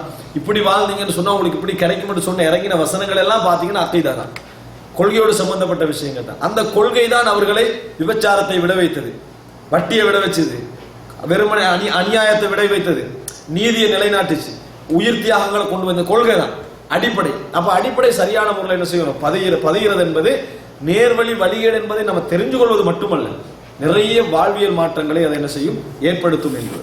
அடுத்ததாக வந்து மூன்றாவது அம்சம், இந்த அக்கீதாவை படிக்கிற நேரத்தில் நிறைய பேர் வந்து அடைகின்ற சிக்கல் என்னன்னு சொன்னால், அக்கீதாவை படிக்கிற நேரத்தில் இந்த மூத்தசிலா, முர்ஜியா, அஷ்அரியா, மாத்ரூதியா, இன்றைக்கு எடுத்துக்கிட்டா என்னது காதியானியா, நக்ஷபந்தியா, ஜிஸ்தியா, அதே போல ரிஃபாயா, சரி இப்படி ஒரு பட்டியல் வந்துகிட்டே இருக்கும். இது இப்போ அக்கீதாவோட ஒரு பகுதியா இணைஞ்சிட்டு. அக்கீதா படிச்சா இந்த நிஸ்பத்தை சேர்த்தா என்ன செய்ய வேண்டியிருக்கும்? படிக்க வேண்டியிருக்கும். இதெல்லாம் இந்த குரூப் எல்லாம் சேர்த்தா படிக்க வேண்டியிருக்கிறேன்னு நினைக்கிற நேரத்தில் நிறைய பேர் என்ன செஞ்சிடறாங்க? அது கொஞ்சம் நம்மளுக்கு ரஃப்பான ஒரு பகுதி. அக்கீதா என்றது என்னது? அக்கீதா என்பது ஒரு கடுமையான ஒரு பகுதி. அது வந்து பெரிய உலமாக்கள், அரபு மொழி மேதைகள் மட்டும்தான் என்ன செய்யணும்? அதுல வந்து கடுமையான கவனம். பொதுமக்களை பொறுத்த வரைக்கும் அக்கீதா விஷயத்துல தலையிடக்கூடாதுன்னு மாதிரி நினைக்கிறாங்க. சில உலமாக்கள் கூட என்ன நினைக்கிறாங்க? இது அக்கீதா விஷயம், சும்மா தொழுக நோம்பு மாதிரி விஷயம் இல்லை அப்படின்றான். எப்படி இது அக்கீதா விஷயம், சும்மா தொழுக நோம்பு மாதிரி மேட்டர் இல்லை. அதனால கொஞ்சம் கவனமா பேசணும். தொழுக நோம்புட பரவாயில்ல, ஆனா மாறி பேசணும். எப்படி சொல்லணும் தெரியுமா? இது அதாவது இந்த இந்த தொழுக நோம்பு விஷயம் அக்கீதா விஷயம் மாதிரி இல்லை. அக்கீதா விஷயத்தை பொறுத்தவரைக்கும் மிச்சம் லேஸ். தொழுக நோம்பு விஷயத்தை கொஞ்சம் குறைச்சியும் அக்கீதா விஷயத்தை மக்களுக்கு லேசாவும் என்ன செய்யணும், கொடுக்கணும். ஆனா இப்ப எப்படி நடந்திருக்கு சொல்லுங்க பாப்போம். தொழுக நோம்பு விஷயங்கள் ஒரு சின்ன ஒரு அம்சம் மாதிரியும் அக்கீதா விஷயத்தை மிச்ச ஹார்டான ஒரு அம்சம் மாதிரியும் மக்களுக்கு கொடுத்துக்கிறாங்க. நீங்க தேடி படிச்சீங்கன்னு சொன்னா தொழுக நோம்பு என்ற விஷயங்களை பொறுத்த வரைக்கும் நிறைய படிக்க வேண்டியது. ஆனா அக்கீதா விஷயம் கொஞ்சம் தான், அதான் உண்மை. அக்கீதா விஷயம் மிகவும் கொஞ்சம். தொழுக நோம்பு விஷயங்கள் இருக்குது. நான் உங்களுக்கு இப்ப எனக்கு ஒரு டைம் ஒன்று தந்தீங்கன்னா நான் 1 மணி நேரத்துக்கு என்ன செய்வேன், தொழுகை பத்தி அல்ல, தொழுகையில் என்னென்ன படிக்க வேண்டி இருக்கிறேன்னு பட்டியல் சொல்லிக்கிட்டு போவேன். என்னென்ன படிக்க வேண்டி இருக்குன்னு சொல்லி பட்டியல் சொல்லிக்கிட்டு போகலாம். அப்படித்தான் தொழுகை விஷயங்கள் இருக்கிற படிக்க வேண்டிய தலைப்புக்களை. ஆனா அக்கீதா விஷயம் அப்படியே இல்லை. ஆனால் அக்கீதா இந்த ரூபம் எடுத்ததுக்கு ஒரு காரணம் இருக்கு. அக்கீதா இந்த ரூபம் எடுத்ததற்கு காரணம், எப்பையும் ஒரு பிரச்சனை ஏற்பட்டால்தான் அதுல சரியா பிழையா என்கின்ற ஒரு சிக்கல் உண்டாகும். நீங்க பார்த்தீங்கன்னு சொன்னால் சஹாபாக்கள காலத்துல குர்ஆன் படைக்கப்பட்டதா இறக்கப்பட்டதான்னு ஒரு பிரச்சனையே இல்லை. சஹாபாக்கள காலத்துல குர்ஆன் படைக்கப்பட்டதா இறக்கப்பட்டதான்னு ஒரு பிரச்சனையே அல்ல. அவங்களுக்கு எப்படி இருந்தது? அல்லாஹ் தஆலா என்ன சொல்றான், இன்னா அன்ஸல்நாஹு ஃபீ லைலத்துல் கத்ர், நாம் இறக்கி வைத்தோம் என்றான். இன்னொரு இடத்துல கலாமுல்லா, அல்லாஹ்வுடைய வார்த்தை அப்படி என்று சொல்றான். அப்ப அல்லாஹ் தஆலா உனது உள்ளத்திலே வஹியாக அறிவித்தேன் அப்படி என்று சொல்றான். இந்த மாதிரி வார்த்தைகள் அப்படியே வழங்கி வச்சிருந்தான். அல்லாஹ் தஆலா குர்ஆனை இறக்கிக்கிறான். அல்லாஹ் தஆலா குர்ஆனை என்ன செஞ்சுக்கிறான், நான் பேசிக்கிறான். அல்லாஹ் தஆலாவுடைய வார்த்தைகளா இந்த குர்ஆன் ரசூலுல்லாஹ்களுக்கு கிடைச்சு முடிஞ்சது. அது எப்போ பிரச்சனை உண்டாகும் தெரியுமா? அதை வச்சு ஒரு அரவரு குந்தி நம்மளுக்குள்ள நுழைஞ்செல்லாம் வச்சுக்கிட்டு இந்த இறங்கினு சொன்னா அல்லாஹ் இதை பேசியிருந்தேன்னு சொன்னா அல்லாஹ் இந்த மொழியில பேசியிருப்பான். முதல் கேள்வி பதிஞ்சாச்சு, பிரச்சனை வார சொல்றேன். அல்லாஹ் எந்த மொழியில் இதை பேசினான். இரண்டாவது, பேசினு சொன்னா அல்லாஹ்ல இருந்த ஒரு விஷயம் வெளியாயிடுச்சு. அல்லாஹ்ல உள்ள அம்சம் எப்படி வெளியே வரும்? ரெண்டாவது ஒரு கேள்வி உண்டு. இப்படியே நீங்க கேள்வியை தொகுத்து தொகுத்து தொகுத்து 8 ஆகிட்டேன்னு வைங்களேன், அதன் மூலம் உங்களுக்கு ஒரு முடிவு வரும். என்ன வரும்டா, ஆக குர்ஆன் படைக்கப்பட்டுதான் இருக்கும். ஏன்னா இறைவன்ல உள்ள ஒரு அம்சம் இறைவனுக்கு வெளியே என்ன செய்யலாது, இருக்கலாம்னு ஒரு முடிவுக்கு வந்துடும். அப்ப நீங்க ஆரம்பிச்சு 4 பேருக்கு போட்டா உங்களுக்கு பித்னாவாயிரும். நீங்க யோசிக்க ஆரம்பிப்பீங்க. இந்த நிமிஷத்துல அறிஞர்களுக்கு ஒரு சிக்கல் உண்டாகும். என்ன தெரியுமா? குர்ஆன் படைக்கப்பட்டதா இறக்கப்பட்டதான்னு விளங்கப்படுத்த வேண்டிய தேவை ஏற்படும். அப்ப தேவையில்லாத அந்த மசாலால இறங்க வேண்டிய ஒரு நிலைமை என்ன செய்யும், அவங்களுக்கு ஏற்படும். அதனால இமாம் அஹ்மது இப்னு ஹம்பல்ட்ட கேட்டாங்க. இமாம் அஹ்மது இப்னு ஹம்பல் அவர்களே, இந்த குர்ஆன் படைக்கப்பட்டதா இறக்கப்பட்டதா என்று கேள்வி வார நேரத்தில் அல்லாஹ் தஆலா குர்ஆன்ல இப்படி சொல்றான் என்று சொல்லிட்டு படைக்கப்பட்டதா இறக்கப்பட்டதை பத்தி பேசாம இருந்தா என்ன அப்படின்னு கேட்டாங்க. அதுக்கு அவர் சொன்னார், என்ன தெரியுமா, நபித்தோழர்களோட காலத்துல அப்படி கேட்டா பேசாம இருக்கிறது நல்லது. இன்றைக்கு நீ பேசாம இருந்தீன்னு சொன்னா உன்கிட்ட என்னது ஒரு இதுல பத்தி சரியான விளக்கம் இல்லை, அல்லது நீ மாற்று கருத்துல இருக்கிறாய் என்ற அர்த்தம் என்ன செய்யும். அதுக்கு ஒரு இன்றைக்கு நீ பேசித்தான் ஆகணும், இன்றைக்கு நீ பேசித்தான் ஆக வேண்டும் என்று இமாம் அஹ்மது இப்னு ஹம்பல் அவர்கள் சொன்னார். இப்போ உதாரணமா பாருங்க, அல்லாஹ் தஆலா அர்ஷின் மீது இருக்கிற பிரச்சனை உண்டாகிற இடத்துல நான் சொல்றேன். அல்லாஹ் தஆலா அர்ஷின் மீது இருக்கிறான். நபித்தோழர்கள காலத்துல இதுல அவங்களுக்கு எந்த சிக்கலும் இருக்கல. அல்லாஹ் தஆலா அர்ஷின் மீது இருக்கிறான்னு குர்ஆன் சொல்லுது, ஹதீஸ் சொல்லுது, ஏத்துக்கண்டாங்க. அல்லாஹ் தஆலா அர்ஷின் மீது இருக்கிறான்னு அர்ஷின் மீது இருக்கிறான்னு முறையா விளங்கிட்டு போயிட்டான். அவங்களுக்கு அதுல சிக்கலே இருக்கல. இப்ப என்னடா மேதாவித்தனத்துல என்ன நடந்தது? அல்லாஹ் தஆலா ஒன்றுல இருக்கிறான்னு சொன்னால் ஒன்றில் அந்த அரிசி அவனை விட பெருசா இருக்கணும், அல்லது அவனை விட சிறிதாக இருக்க வேண்டும், அல்லது அவன் அளவா இருக்க. நீங்க ஒரு சேர்ல இருக்கிறீங்க, ஒன்றில் அந்த சேர் உங்களை விட பெருசாக இருக்கு, அல்லது சிறிதாக இருக்கு, அல்லது உங்களுக்கு சமமா இருக்கு. 3 தானே. அல்லாஹ்வுடைய அரசு பெரிதாக இருந்தால், யோசிக்கிற மனிதன் பெரிதாக இருந்தால் அல்லாஹ் தஆலா அரசின் மீது இருக்கிறான் என்றது பிழையாகிறது. ஏன்? ஒரு பகுதி என்ன செய்யுது, பெரிய, இன்னொன்று அல்லாஹ்வை விட பெரிய ஒன்று இருக்கிறது ஆகிரும். எனவே பெரிதாக இருக்க வாய்ப்பில்லை. அல்லாஹ்வை விட சிறிதாக இருந்தால் அல்லாஹ் அரசின் மீது இருக்கிறான் வார நேரத்தில் அல்லாஹ் அரசின் மீது இல்லைன்னு சொல்ல வேண்டி வரும். ஏன்னா சிறிதே.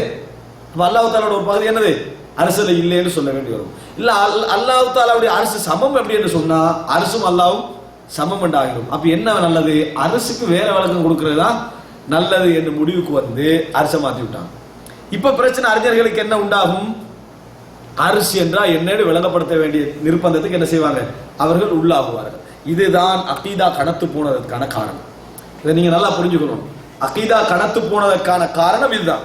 இல்லை என்று சொன்னால் அகீதா அழகாக ஒரு இந்த 40 தாள் புத்தகத்தில் கொண்டு வந்து முடிச்சிடலாம், சப்ஜெக்ட் முடிச்சு, அவ்வளவுதான். வேற ஸ்பெஷலா எதுவுமே இல்லை. அகீதா அவ்வளவு அழகாக சிம்பிளாக கொண்டு போய் இமாம் முகமது பின் அப்துல் வஹாப் புத்தகம் போட்டார், கிதாபு தௌஹீத் புத்தகம் போட்டார். அந்த புத்தகத்துல அல்லாஹ்வை பற்றிய ஏகத்துவ விஷயங்களை, இணைவேத்த விஷயங்களை போட்டார். அதெல்லாம் ஒரு திருப்பி பல குர்ஆன் வசனங்களை கொண்டு வந்ததுனால அந்த புத்தகம் எவ்வளவு சைஸ் ஆயிடுச்சு. அது இல்லைன்னு சொன்னா கூட ஒரு 30 தாள் என்ன செஞ்சிடலாம், அந்த செய்தியை கொண்டு வந்து முடிச்சிடலாம். அப்போ ஒட்டுமொத்தமாகவே சுருக்கமாகவே அக்கீதாவை முடிக்க முடியும். நீங்க முதல் நம்பிக்கையை வளர்க்கணும்.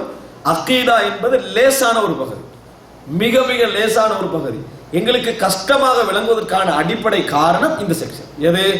தேவையில்லாத பிரச்சனைகளும் சிக்கல்களும் வழிகட்ட சிந்தனைகளால் இஸ்லாமிய சமுதாயத்தில் நுழைந்ததனால தான் பாரமாகும். இல்லை என்றால் இந்த சமுதாயத்துக்கு அது எந்த வகையிலும் பாரமாக இருந்திருக்காது. இது நீங்க அடிப்படையில் புரிஞ்சுக்கணும். இது அதாவது முக்கியமாக சொன்ன ஒரு அதாவது 4வது அம்சம். 5வது என்னன்னு சொன்னால், இந்த அக்கீதாவுடைய விஷயத்தில் நம்ம தெரிஞ்சு கொள்ள வேண்டியது, நபித்தோழர்கள காலத்தில் அக்கீதாவை புரிஞ்சு கொண்டிருந்த அந்த அம்சத்தை நம்ம தெளிவாக விளங்கிக்கணும். எப்படி அவங்க லேசாத விளங்கின்னு போனாங்க, அதை நீங்க விளங்கிக்கொண்டீங்கன்னு சொன்னா நிறைய உங்களோட மனதால ட்ரை பண்ணுவீங்க. ரசூலுல்லாஹ் காலத்தில் நபித்தோழர்கள் அக்கீதா விஷயத்தில் இருந்த மாதிரி நம்மள இருந்துக்கண்டா எவ்வளோ லேசா இருக்குமோ நீங்க புரிஞ்சு கொள்வீங்க. முதல் அம்சம், அதுக்கு காரணம் அக்கீதால அங்க சிக்கல் வராமல் இருந்ததற்கான காரணம் வஹி தொடர்ந்து இறங்கி கொண்டே இருந்தது. பிரச்சனை வந்தது என்று சொன்னா என்ன செஞ்சிடும், அங்கெல்லாம் வஹி இறங்கிடும். ரசூல் ஸல்லல்லாஹு அலைஹி வஸல்லம் இருக்கிறாங்க, அங்க வஹி இறங்கி கொண்டிருக்கிறது. இதுதான் அடிப்படையான காரணம். அப்ப அதனால எந்த சிக்கல் வந்தாலும் உடனே ரசூல் ஸல்லல்லாஹு அலைஹி வஸல்லம் என்ன செஞ்சிருவாங்க, அதை சுட்டி காட்டிடுவாங்க. அந்த சிக்கல் அங்க என்ன செய்யல, வரல. ரசூல் ஸல்லல்லாஹு அலைஹி வஸல்லம் பாருங்க, ரசூல் ஸல்லல்லாஹு அலைஹி வஸல்லம் அந்த நபித்தோழர்கள் மத்தியில ஒவ்வொரு செகண்ட்லயும் அக்கீதாவை பயன்படுத்த ஆரம்பிச்சாங்க. சுபஹ் தொழுது முடிஞ்சு எங்க அதாவது ஹந்தக்ல வச்சு சுபஹ் தொழுது, அந்த ஹுதைபியால வச்சு சுபஹ் தொழுது முடிஞ்சு காலையில ரசூலுல்லாஹ் விடுறாங்க. மழை பெஞ்சு, நம்ம மழை பெஞ்சு காலையில விடிஞ்சு நம்ம என்ன செய்வோம், முதலாவது எங்கட விளமை மழையுடைய சட்டங்கள் தெரியுமா, அதான் நம்ம முதலாக கேட்போம். மழையுடைய சட்டங்கள் தெரியுமா, அல்ல மழை பெஞ்சா ஜம்மு செய்யலாமா, அதானே நம்ம மழை வந்தா ஞாபகம் வருது. ரசூலுல்லாஹ் என்ன சொன்னாங்க தெரியுமா, நேற்றிரவு அல்லாஹ் தஆலா சொன்னான், என் மீது என்னை நிராகரித்தவனாக ஒருவன் காலை பொழுதை அடைந்திருக்கிறான், அதே போல என்னை அதாவது ஈமான் கொண்டவனாக ஒருவர் காலை பொழுதை அடைந்திருக்கிறான் உங்கள் இறைவன் கூறுகிறான்னு சொன்னாங்க. நேற்றிரவில் இறைவன் கூறுகிறான்னு சொன்னாங்க. என்ன, யாரெல்லாம் இந்த நட்சத்திரத்தால் மழை பொழிந்தது என்று சொல்கிறார்களோ அவர்கள் எல்லாம் என்னது, காபிராகி விட்டார்கள். யாரெல்லாம் இறைவனால் மழை பொழிந்தது என்று சொல்கிறார்களோ அவர்கள் முஃமின்களாக இருக்கிறார்கள் அப்படின்னு இறைவன் சொன்னார். ஒரு செய்தி சொல்லிட்டாங்க. சஹாபாக்கள் அதுக்கு ரிப்பீட் கொஸ்டின் கேட்டதா, நட்சத்திர அறிவு எங்களை விட அவங்களுக்கு கூட. அல்லாஹ்வின் தூதரே, இந்த நட்சத்திரம் வந்து இந்த ஏரியால வந்தா மழை பெய்யறதுக்குரிய டோட்டல் வாய்ப்பு இருக்கிறது திருப்பி கேட்டதா என்னது ஒரு செய்தியும் அங்க காண முடியவில்லை. அந்த ரூட் ரசூல் ஸல்லல்லாஹு அலைஹி வஸல்லம் நபித்தோழர்களுக்கு வழக்கல. ரசூல் ஸல்லல்லாஹு இந்த மாதிரி சந்தர்ப்பங்கள் எல்லாம் நீங்க பாத்தீங்கன்னா ஒரு அக்கீதாவுடைய செய்தி என்ன செஞ்சாங்க, பதிய வைத்தார். ஒரு மெசேஜை என்ன செய்தார்கள், பதிய வைத்தார்கள் ரசூல் ஸல்லல்லாஹு அலைஹி வஸல்லம். அப்ப அதை பார்க்கிறோம். இப்படி என்னென்ன சந்தர்ப்பங்கள்லாம் ரசூலுல்லாஹ்களுக்கு கிடைச்சதோ அந்த மாதிரி பாருங்க. ஒரு முறை வந்து உங்களுக்கு தெரியும், ரசூலுல்லாஹ் ஹுனைன் யுத்தத்துக்கு போய்கொண்டிருக்கிற நேரத்தில் அந்த மக்கத்து குறைஷிகள் காபிரோட ஒரு வழக்கம் இருந்தது. யுத்தத்துக்கு பரக்கத்துக்காக ஒரு மரத்துல அந்த வாழெல்லாம் தொங்க விட்டு அந்த மாதிரி ராத்து அன்வார் அதுக்கு சொல்றது, அப்படி ஒரு வளமை இருந்தது. சஹாபாக்கள் ஆரம்பமா இஸ்லாத்தை ஏற்றுக்கொண்டவங்க பார்த்தாங்க, இஜ்அல்னா ராத்து அன்வார், எங்களுக்கும் என்ன செய்யுங்க அல்லாஹ்வின் தூதரே அந்த மாதிரி வாளுக்கு பவர் எடுக்கிற மாதிரி ஒரு இடத்தை என்ன செய்யுங்க உண்டாக்குங்க, அவங்களுக்கு இருக்கிற மாதிரி என்று ரசூல் ஸல்லல்லாஹு அலைஹி வஸல்லம் அவங்க என்ன செஞ்சாங்க, நீங்க வந்து மூசா அலைஹிஸ்ஸலாத்துல சமுதாயம் கேட்ட மாதிரி என்ன செய்றீங்க கேட்கிறீங்க அப்படி என்று ரசூலுல்லாஹ் அதை கண்டித்தார்கள். உடனே அதை விளங்கப்படுத்தினாங்கன்னு வருது. இதெல்லாம் நான் என்ன சொல்றேன்னு சொன்னால், ரசூல் ஸல்லல்லாஹு அலைஹி அந்தந்த சந்தர்ப்பங்கள் அந்த நபித்தோடைய உள்ளங்கள் அவைகளை பதிந்து கொண்டே போனார்கள். நபித்தோழர்கள்ட்ட இந்த பிழைகள் எல்லாம் உடனடியாக அந்தந்த இடத்துல விளங்கப்படுத்தப்பட்டுச்சு. அப்ப அன்றைய காலத்துல வஹி தொடர்ந்து கொண்டிருந்தது. அக்கீதாவுடைய தவறுகள் வராமல் இருப்பதற்கான காரணங்கள் ஒன்று, தவறுகள் பூர்த்தியாகாது, வஹி தான் பூர்த்தியாகும். தவறுகள் தொடர்ந்து கொண்டே இருக்கு, அதான் பிரச்சனை. வஹி பூர்த்தி ஆகிடும், ஆனா ஒவ்வொருத்தருக்கு இந்த மாதிரி கற்பனைகள் என்ன செய்யும், காலாகாலத்துக்கு வந்து கொண்டே இருக்கும். விளங்கிடும் உங்களுக்கு. இப்ப நபித்தோழர்கள் கேட்டாங்களே ஆரம்பமா இஸ்லாத்தை ஏற்றுக்கொண்ட மாதிரி எங்களுக்கு ஆக்குங்கன்னு சொல்லி, இந்த மாதிரி நிறைய கேள்விகள் என்ன செய்யும், காலாகாலமாக தோண்டிக்கொண்டே இருக்கும். நபி இருக்க மாட்டார். நபி என்ன செய்ய மாட்டாரு, இருக்க மாட்டார். எனவே என்ன செய்ய வேண்டிய புதுசாக அவைகளுக்கெல்லாம் நாங்கள் குர்ஆன் சுன்னால இருந்து தீர்வுகள் எழுத வேண்டி வந்து கொண்டே இருக்கும். இது ஒரு மெயின் காரணம் இந்த பிரச்சனை. அன்றைக்கு அப்படி இல்லை, வகையோட நின்று கொண்டாங்க நபித்தோழர்கள் சொல்லாங்க இருந்தாங்க. வகை நேரடியாக இறங்கிச்சு, பிரச்சனை உடனடியாக கிளியர் பண்ணப்பட்டது. அந்த தூய்மைக்கான முதல் செய்தி. இரண்டாவது என்ன தெரியுமா, மொழி. அரபு மொழி இருக்கிறது, அன்றைக்கு வந்து இன்னொரு விஷயத்தோட கலந்து தலைகீழாக இருக்கல. அவங்க வேற மொழி படித்தவர்கள் அவங்கள பெருசா இருக்கல. நபித்தோழர்கள் யாரும் வேறு மொழி படித்தவர்கள் அதிகமாக இல்லை. அந்த அரபு மொழியை படிச்சு அதை அசல் வடிவத்தில் படிச்சவங்க தான் இருந்தாங்க. மொழியோட மெயின் ரீசன் ஒன்ற உரிய வரையில் விளங்குறது. இன்னொரு மொழியோட மிக்ஸ் ஆகி நம்ம நிறைய படிச்சு வேற வேற மொழிகள்லாம் படிச்சு பல பதிவுகள் இருக்கிற டைம்ல ஏற்படுற தாக்கம் வேறு. உதாரணமாக இந்த மெசேஜ் சொல்லி என்ன செஞ்சுப்பேன், ஒரு மூவி வந்துருக்கு. என்னது, இஸ்லாமிய வரலாற்று ரசூலுல்லாஹோட வரலாற்றை என்ன செய்து அதை அப்படியே படம் பிடிச்சு காட்டும். நல்ல விஷயம் தான் அப்படின்னு சொல்லி என்ன செய்யறாங்க எல்லாரும். ஆனால் நிறைய பேர் விளங்கல, டோட்டல் சுண்ணாவே தலைகீழா மாத்துதுன்னு என்ன செய்யல, விளங்கல. சுண்ணால உள்ளதான் எடுக்கிறான், ஆனா சுண்ணாவை மாத்துறன்றது யாரும் ஃபீல் பண்றாங்க இல்லை. முஸ்லிம்களால் அது எடுக்கப்பட்டாலும் கூட சுண்ணாவே அது மாத்துகிறதுன்றது யாரும் ஃபீல் பண்ணல. இன்றைக்கு ஹம்சா அப்படின்னு ஞாபகப்படுத்தினீங்கன்னா அந்த பட நடிகர் தான் ஞாபகம் இருக்கும். நிறைய பேர் உள்ளது யாரா பார்த்தாங்கடா, அதை பார்த்தாங்கண்டா ஹம்சா ரலியல்லாஹு அன்ஹு அப்படின்ற டைம்ல ஹாலிவுட் பட நடிகர் தான் என்ன செய்யும், சிந்தனையில வரும். சந்தேகமே கிடையாது, சந்தேகமே இல்லை. அதே போல அது ரசூல் ஸல்லல்லாஹு அலைஹி வஸல்லம் இந்த லைன்ல வச்சு ஒழுவெடுத்தார்கள் அப்படின்னா நீங்க ஒரு காலத்துல அதுக்கு படம் கொடுக்காம இருந்தீங்க, சிந்தனையில உருவம் உங்களுக்கு இல்லை. இன்றைக்கு அவங்க உருவத்தை வச்சுட்டா அந்த சொல்லுக்குரிய கருத்து இதுதான்.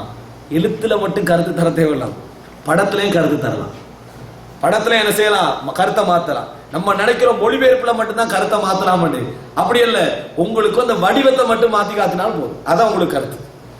அது நடக்கிறதுல டோட்டலியா நீங்க பாத்தீங்கன்னு சொன்னால் அந்த கன்செப்ட்ல அதை எடுத்தவங்க இல்லாட்டியும் அது சிந்தனை கொடுத்தவங்களை நிச்சயமா என்ன செய்யும், அது இருக்கும். இது மாதிரி நிறைய விஷயங்களை நீங்க அதுல பாருங்க. ரசூலுல்லாஹ்வுக்கு ஒரு ஒளி வடிவம் காட்டினாங்க, ரசூலுல்லாஹி ஸல்லல்லாஹு அலைஹி வஸல்லம் என்று சொல்ற நேரத்தில் உங்களுக்கு நீங்க எந்த உருவமும் தலையில கொடுக்க மாட்டீங்க. ஆனா இன்னைக்கு அதை பார்த்து போட்டு அடுத்த நாளே ரசூலுல்லாஹ்னா அந்த ஒளி வடிவம் உங்களுக்கு என்ன செய்யும், சிந்தனையில வரும். அந்த ஒளி வடிவம் தான் உங்களுக்கு சிந்தனையில வரும். எதெல்லாம் ரசூலுல்லாஹ் பிலால் ரலியல்லாஹு அன்ஹு அப்படின்னு சொல்ற நேரத்தில் நீங்க பிலாலுக்கு எந்த உருவமும் கொடுத்திருக்க மாட்டீங்க, சிந்தனையில இருக்காது. இன்றைக்கு பிலால் ரலியல்லாஹு சொன்னீங்கன்னா அதுல உள்ள உருவம் தான் உங்களுக்கு என்ன செய்யும். இதை விட ஒரு மாற்றம் தேவையா, இதை விட ஒரு எஃபெக்ட் தேவையா நான் கேட்கிறேன். டோட்டலியா எப்படியே மார்க்கும் சொன்னால் நாளைக்கு பெற்றோர்கள் எந்த நிலைக்கு உருவாகுவாங்கன்னு சொன்னால் ரசூலுல்லாஹோட வரலாறு நீ ரஹீக்குல் மக்தூம்ல படிக்கிறதை விட மெசேஜ்ல சீடின்னு பார்த்தா போதும்.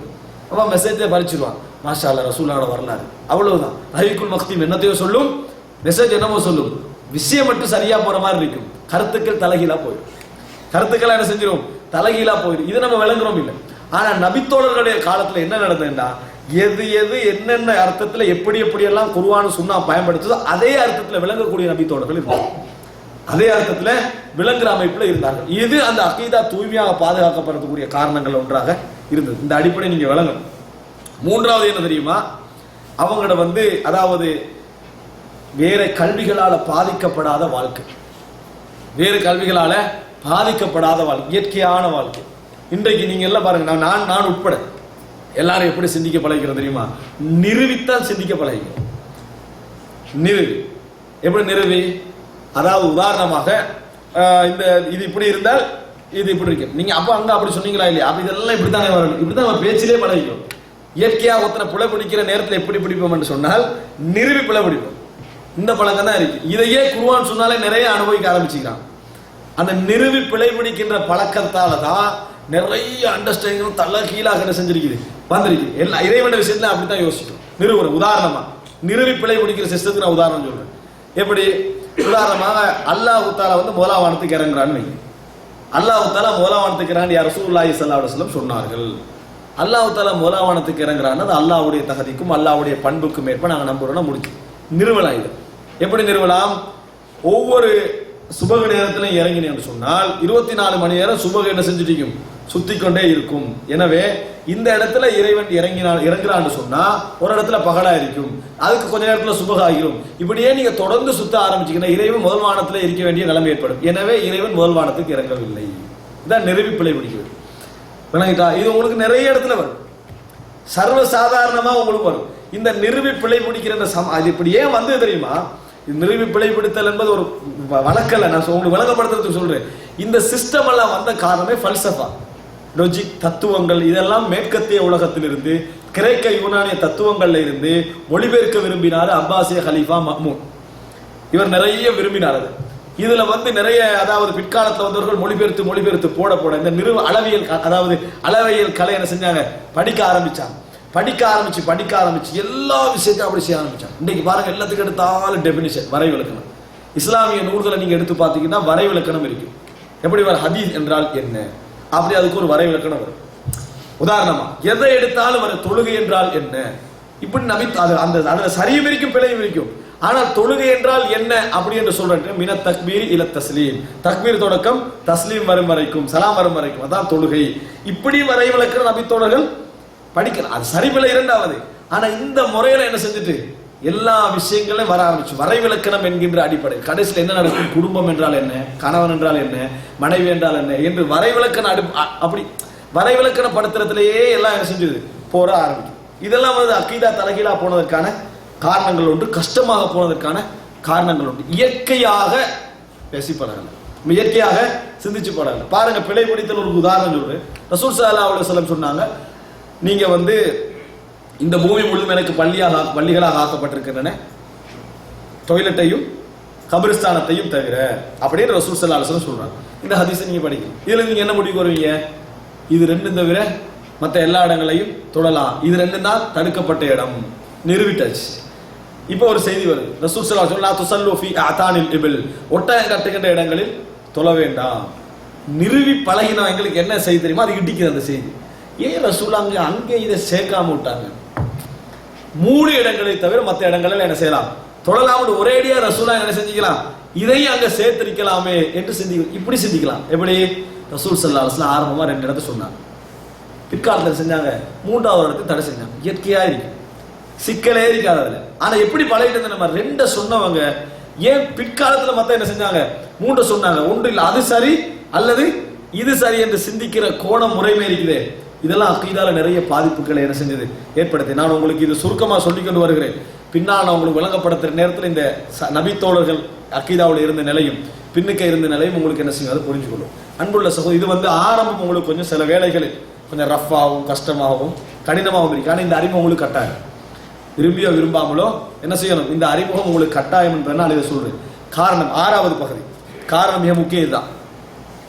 இன்றைக்கு நிறைய இஸ்லாமிய அறிஞர்களுடைய நூல்கள் எங்களோட கைக்கு வந்து சேர ஆரம்பிச்சிட்டு, அரபு உலகத்தில் உள்ள நூல்கள். குறிப்பாக நீங்க சொல்றதாக, நான் உங்களுக்கு சொல்றதாக இருந்தால் இமாம் இப்னு ஹஜர் அல் அஸ்கலானுடைய நூல் புலூகுல் மராம் தமிழ்ல இன்றைக்கு எங்களை கையில் என்ன செய்யுது கிடைக்குது. அதே போல இமாம் நவவியுடைய நூல் ரியாதுஸ் ஸாலிஹீன் கையில கிடைக்குது. அர்பஊன் நவவியா 40 ஹதீஸ்கள் கையில் இன்றைக்கு என்ன செய்து கிடைக்குது. பிற்காலத்தில் ஃபத்ஹுல் பாரி இமாம் இப்னு ஹஜர் அல் அஸ்கலான் நூல் மொழிபெயர்க்கப்படலாம், பிதாயா வன் நிஹாயா மொழிபெயர்க்கப்படலாம். இதெல்லாம் எங்க கையில வந்து கிடைக்க போகிறது. அதே போல நம்மட கையில கிடைச்ச நூல்கள்ல, அதாவது இப்ப புகாரி முஸ்லிம் இது போன்ற மொழிபெயர்ப்புகள் எங்களை கையில் என்ன செய்து கிடைத்து கொண்டு வருகின்றன. இந்த மாதிரி பட்டியலை நீங்க எடுத்து பார்த்தீங்கன்னு சொன்னால் இதுல எல்லாம் சில பொழுதுகளில் நாங்க இந்த அறிஞர்களை வந்து இஸ்லாமிய அறிஞர்கள், அவர்கள் மிகவும் சேவை செய்தவர்கள், திறமையானவர்கள், சமுதாயத்துக்கு நிறைய பணியாற்றியவர்கள், அதுல எந்த விதமான சந்தேகமும் கிடையாது. ஆனால் அந்த அறிஞர்களுடைய அக்கீதாவை நாம் முழுமையாக கட்டாயம் தெரிஞ்சிருக்கோம்.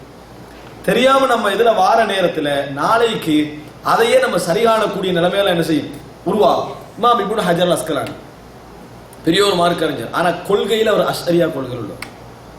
கொள்கையில அஷ்அரியா கொள்கையில் உள்ளவர். அதாவது இறைவனுக்கு கை கண் இது போன்ற, அதாவது இறைவனுக்கு கை பேச்சு இது போன்ற செய்திகள்லாம் வருது, இறைவனுடைய சிபத்துக்கள், இதுக்கெல்லாம் அவர் மாற்று விளக்கம் கொடுப்பார். இதுக்கெல்லாம் என்ன செய்வாரு, அவர் மாற்று விளக்கம் கொடுப்பார். அதனால அவர் அஷ்அரியா கொள்கையில தான் அவர் என்ன செய்வாங்க, இஸ்லாமிய அறிஞர்கள் சேர்ப்பார்கள். அதே போல நீங்க பார்க்கலாம் இமாம் நவவி மிகப்பெரிய ஒரு மார்க்க அறிஞர், ஆனால் அவர் அஷ்அரியா கொள்கையில உள்ளவர், அஷ்அரியா கொள்கையில உள்ளவர். அப்ப இது போல இமாம் சுயூத்தி பெரிய ஒரு மார்க்க அறிஞர், ஆனால் அஷ்அரியா கொள்கையில உள்ளவர். இது போல நூட்கள் எல்லாம் நாளைக்கு தமிழ்ல வர ஆரம்பிச்சு அந்த அறிஞர்கள் மிகப்பெரிய அறிஞர்களாக இருந்தால் அதுல எந்த மாட்டுக்கு அவங்களோட அறிவை ஒப்பிட்டால் நம்மள கிட்டே நிற்க மாட்டோம். ஆனாலும் கொள்கை சம்பந்தமான தெளிவு எங்களுக்கு இல்லாம போன விட நாளைக்கு அதில் உள்ள போ கொஞ்சம் கொஞ்சமா அந்த நூலோட மொழிபெயர்த்துருவாங்கன்னு வைங்களேன். இந்த நம்பிக்கை மக்களுக்கு மத்தியில் பிரபல்யமாகினதுனால அந்த நூலை அந்த மாதிரி தவறான கருத்துள்ள நூல் மொழிபெயர்க்கப்பட்டா என்ன செய்யும், பலவிதமான தவறான பதிவுகளை இந்த சமுதாயத்தில் அது என்ன செய்யும் ஏற்படுத்தும். இது நம்ம கடைசியில் என்ன செய்யணும், மனதில் வச்சு கொண்டிருக்க வேண்டிய மிக முக்கியமான அம்சம். அதே போல இமாம் அபூ ஹனீஃபாவும் அக்கீதா விஷயத்துல குறிப்பிட்ட ஈமானுடைய மசாலா என்ன செஞ்சாரு, எல்லா அஹ்லு சுன்னாவுக்கும் முரணான ஒரு கருத்தை செஞ்சாரு, மக்களுக்கு மத்தியில சொன்னார். இதெல்லாம் நீங்க மனசுல பதிய வைக்க வேண்டிய மிக முக்கியமான அம்சங்கள்ல உண்டு. இதெல்லாம் நீங்க அறிமுகம் கொஞ்சம் ஹார்டாக இருக்கும். ஆனாலும் இந்த அக்கீதாவை நுழைவதற்கான இந்த அறிமுகத்தை செய்வதற்கான காரணம், நிறைய அக்கீதா வகுப்புக்கு நம்ம சந்திச்சிருப்போம், படிச்சிருப்போம், சந்தேகமே கிடையாது. ஆனால் ரஃப்பான முறையில் அவைகள் ஊட்டப்படுவதற்கோ அல்ல போவதற்கோ காரணத்தை நீங்க விளங்கும். பாருங்க, இந்த அறிமுகத்தை செய்யக்குள்ளே உங்களுக்கு என்ன செய்யுது, மிச்ச ஹார்டா இருக்கு. நபித்தோழர்கள்ட்ட வரலாறு மாதிரி இது இல்லையே. ஒரு அபூபக்கர் வரலாறு கேட்கல எவ்வளவு இன்ட்ரெஸ்ட் ஆயிருக்கும், அல்லது தொழுகையுடைய அந்த ஆரம்பத்தோட கடைசி வரை கேட்கல மிகவும் இன்பமா இருக்கும். ஆனா அக்கீதான்னு சப்ஜெக்ட் வரக்குள்ள இப்னு ஹஜர் அஸ்கலானி, இமாம் நவவி, அதே போல என்னது இந்த பல்சபா தத்துவம் அப்படி இப்படி வரக்குள்ள அக்கீதா எடுத்தாலே இப்படித்தான் இருக்கிற நிலைமையில் அது இருக்கு. ஆனால் நான் இது அறிமுகம் மட்டும் தான் உங்களுக்கு என்ன செய்யப்பட்டிருக்கேன், இந்த அக்கீதாவை பற்றி உங்களுக்கு விளங்கப்படுத்தும் இந்த மாதிரி பிரச்சனைகள் அதுல இருக்கிறது. அதுல கடைசியாக மிக முக்கியமாக நீங்கள் தெரிஞ்சு கொள்ள வேண்டிய விஷயம், அக்கீதாவுடைய பிரச்சனைகள்லாம் ஆரம்பிச்ச இடங்களெல்லாம் நீங்க பார்த்தீங்கன்னு சொன்னா நபித்தோழர்கள் எவ்வளவு கட் அண்ட் ரைட்டாக நபித்தோழர்களும் அதுக்கு பின்னால வந்தவங்களும் இருந்தாங்கன்னு புரிஞ்சுக்கலாம். ஈமானுடைய ஒரு மஸ்அலா அதுல நபித்தோழர்கள் பிற்காலத்துல வந்த அறிஞர்கள், நபித்தோழர்கள் கடைசி அதுக்கு பிற்காலத்து அறிஞர்கள்லாம் மிகவும் ரஃபா இருந்திருக்கிறாங்க. நம்மட காலத்துல அந்த பிரச்சனை வந்திருக்கு, அது ஒரு மஸ்அலாவா நினைச்சிருப்போமான்னு ஆச்சரியமா இருக்கு. என்ன, அதாவது உஸ்மான் ரலியல்லாஹு அவர்கள் கொல்லப்பட்டார்கள். உஸ்மான் ரலியல்லாஹு அவர்கள் கொல்லப்பட்டாங்க. அதே போல அலி ரலியல்லாஹு அவர்களுக்கும் ஆயிஷா ரலியல்லாஹு அவர்களுக்கு இடையில யுத்தம் நடந்தது. முஆவியா அவர்களுக்கு இடையில யுத்தம் நடந்தது. இதுல கொல்லப்பட்டவர்கள் கொண்டவர்கள் யாரு? முஸ்லிம்கள். இந்த இடத்துல பிரச்சனை உண்டாகுது. கொண்டவர்கள் நிரந்தர நரகமா? அந்த மஸ்அலா பிரச்சனை இடத்த பாருங்க. கொண்டவர்கள் நிரந்தர நரகமா அல்லது அல்லாஹ் தஆலா மன்னிச்சு சொர்க்கம் விடுவானா? இது போன்ற பிரச்சனை உண்டாகுது. ஒரு குரூப் சொல்லிச்சு நிரந்தர நரகம், முஸ்லிமை கொண்டா நிரந்தர நரகம், அதுல எந்த சந்தேகம் கிடையாது. யார் அது? ஹவாரிஜிகள். ஹவாரிஜிகள் என்ன செஞ்சாங்க, அதுல உறுதியா நின்றாங்க. கொன்றால் காஃபிர், காஃபிர் பாவம் செஞ்சா, அதாவது கொன்றால் காஃபிர் என்ற மஸ்அலால ஆரம்பிச்சு கொன்னா மட்டும்தானா காஃபிர் ரெண்டு பேர் கேட்க, அது பெரிய ஒரு பஹஸாக எந்த பாவம் செஞ்சாலும் சரி பெரும்பாவம் செஞ்சா காஃபிர் தான் விரிவாயிடுச்சு. இப்படிதான் விரிவாக விளங்கிட்டா, பெரும்பாவம் செஞ்சால் காஃபிர். கொண்டத்திலிருந்து ஆரம்பிச்சுது பிரச்சனைக்கு ஒரு ஒரு ஏதாவது காரணம் இருக்குமே. உஸ்மான் கொண்டது ஜமல் யுத்தம், இந்த யுத்தத்தை ஆரம்பிச்சது கொண்டா சொர்க்கவாதியா இருப்பான நரகவாதியா இருப்பான இந்த பிரச்சனை ஆரம்பிச்சு பெரும்பாவம் செஞ்சவன்லாம் என்னது காஃபிர். இதை ஒரு குரூப் ரிசர்ச் பண்ணும். போன சமுதாயத்தில் பிரச்சனை என்ன செய்யும், அடுத்த சமுதாயம் ரிசர்ச் பண்ணி அவங்க சொன்னாங்கன்னு தெரியுமா, காஃபிர் இல்லை. ஒரு மூமின் என்ன பாவம் செஞ்சாலும் சரி அவன் சொர்க்கம் தான். ஒரு மூமின் என்ன பாவம் செஞ்சாலும் அவன் சொர்க்கம் தான். தலைகீழான முடிவு. அவங்க காஃபிர் என்ற ஏண்டா அவன் ஈமான் கொண்டான். ஒரு காஃபிர் நன்மை செஞ்சா சொர்க்கம் போவானா? ஒரு காஃபிர் நன்மை செஞ்சா சொர்க்கம் போவானா? அதுல ஏதாவது சந்தேகம் இல்லையா இருக்கும், சொர்க்கம் போக மாட்டான். அதே மாதிரி ஒரு மூமின் பாவம் செஞ்சா நரகம் போக மாட்டான்னு முர்ஜியாக்கள் சொல்லிட்டான். யாரு? முர்ஜியாக்கள். அர்ஜா பிற்போட்டான்னு அர்த்தம். விளங்கிட்டா, அவங்களுடைய பிற்போட்டா. அவங்க என்னது, அதாவது சொர்க்கம் போவார்கள் அப்படின்னு முடிவு பண்ணாங்க. இந்த ஒரு பிரச்சனை போயிட்டு இருக்குதா? அப்ப எல்லாம் நபித்தோழர்களும் பின்னால வந்த இமாம்களுடைய அகீதா கொள்கை எதாக இருந்தது தெரியுமா? அப்படி இல்லை. அல்லாஹு தஆலா ஏகத்துவாதிகளை நரகத்துல நிரந்தரமா என்ன செய்ய மாட்டான், வைக்க மாட்டான். அவங்க சொர்க்கம் போவார்கள், ஆனா பாவத்துக்குரிய தண்டனை என்ன செய்வார்கள், அனுபவிப்பார்கள். இந்த கருத்து அவங்களுக்கு திருப்தியா இருக்கல. ரெண்டு கருத்து ஏற்கனவே உருவாயிட்டு. இதைத்தான் இஸ்லாமிய சமுதாயம், இஸ்லாமிய அறிஞர்களும் வலியுறுத்தி கொண்டு வராங்க. பெரிய இஸ்லாமிய அறிஞர்கள் முழுமையாக அந்த காலத்திலே இதைத்தான் சொன்னாங்க. பெரும்பாவம் செய்தவர்கள் அல்லாஹ் தஆலா நாடினா மன்னிச்சு நேரடியா சொர்க்கம் போட்டுருவான், இல்லைன்னா நரகத்தை தண்டனையை கொடுத்துட்டு சொர்க்கம் போட்டுருவாங்க, தௌஹீத்வாதியாக இருக்கும் வரைக்கும், ஏகத்துவத்தில் இருக்கும் வரைக்கும் சொன்னாங்க. ஆனா ஏற்கனவே ரெண்டு குரூப் உருவாயிட்டு. எப்படி? ஒன்றில் நிரந்தர நரகம், சொர்க்கம், இப்படி உருவாயிட்டு. இதை விட்டு அதோட உடல இந்த மசாலா பேசுற டைம்ல ஒருவர் கேள்வி கேட்கிறார். ஒருவர் வாசில் பின் தான் கேள்வி கேட்கிறாரு.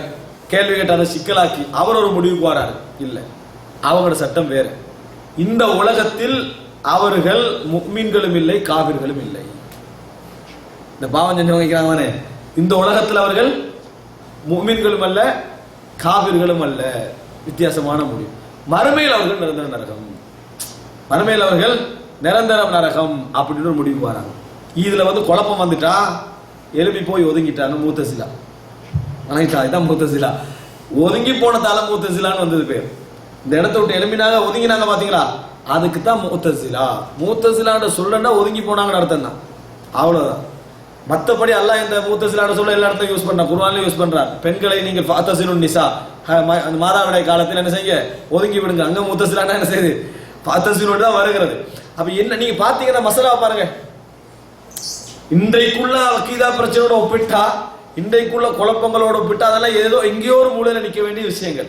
ஆனால் அதுல கட்டுமையான என்ன செய்தார்கள், அந்த அகீதாவுடைய எல்லை பாதுகாப்பதற்காக நபி தொடர்ந்து அந்த மாதிரியான ஒரு அணுகுமுறை என்ன செய்தார்கள் என்பதை பார்க்கிறோம். இதுல நம்ம மனதில் பதிய வைத்துக் கொள்ளுங்கள். இந்த விஷயங்கள் எல்லாம் அகீதாவோடு கலந்து சிக்கலாகி பிரச்சனை ஆகினதுனால அகீதா இந்த ரெண்டு சேர்ந்துட்டு நாங்கள் படிக்க போகிற நேரத்தில் இன்ஷா அல்லாஹ் ரெண்டா பிரிச்சிருவோம்.